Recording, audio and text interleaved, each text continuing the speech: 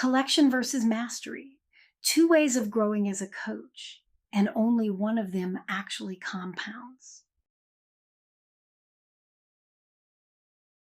What's happening is that collection and mastery have different feedback loops. When you add a new tool, you know it. You can count it. When you develop better judgment, that's harder to see from the inside. So we keep adding because adding feels like growing. Consider two coaches with the exact same 400 tool library. One opens the drawer every session looking for the right worksheet. The other rarely opens it, but when they do, the client leans forward because the tool arrived at exactly the right moment for this client in this conversation. Same drawer. The difference is the mind deciding. The collection mindset optimizes for inventory. How many tools do I have? Can I handle any situation that comes up? The mastery mindset optimizes for judgment. What does this moment actually need? And what do I know about the fit between the tool and this client? Collection makes reach reflexive. You recognize a type of situation and your hand already knows where to go. Mastery makes reach a deliberate decision.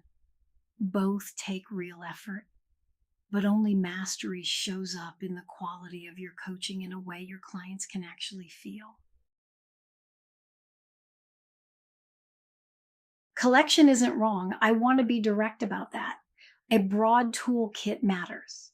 The library exists for a reason. The problem is that collection is measurable and mastery isn't. You can count certifications.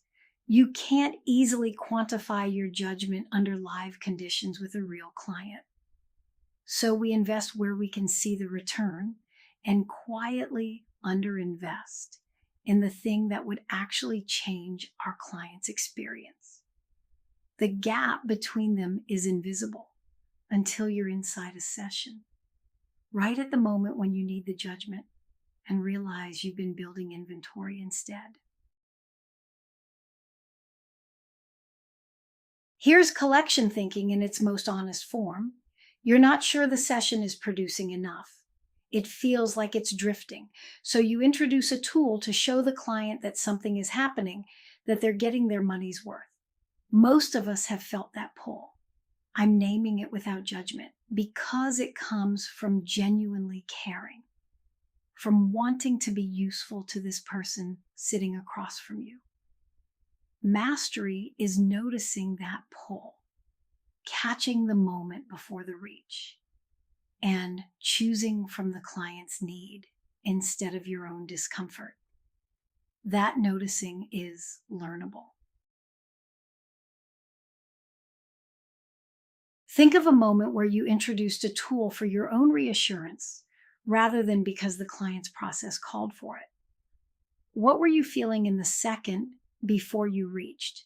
You'll have space to work with that after this video. The self-check on the lesson page is built around exactly this. That feeling is data. It tells you where the pull originates. Knowing the origin is how you start making a different choice. The 498 tools in this library are not the problem. I want to be direct about that. Having no method for choosing among them, that's the gap that matters. And a method is exactly what the 5 moves give you. A repeatable way to think so that reach becomes a deliberate decision, not a reflex. So if mastery is the goal, we need something you can run in real time in any session. That's the 5 moves. Let me give you the map before we walk it.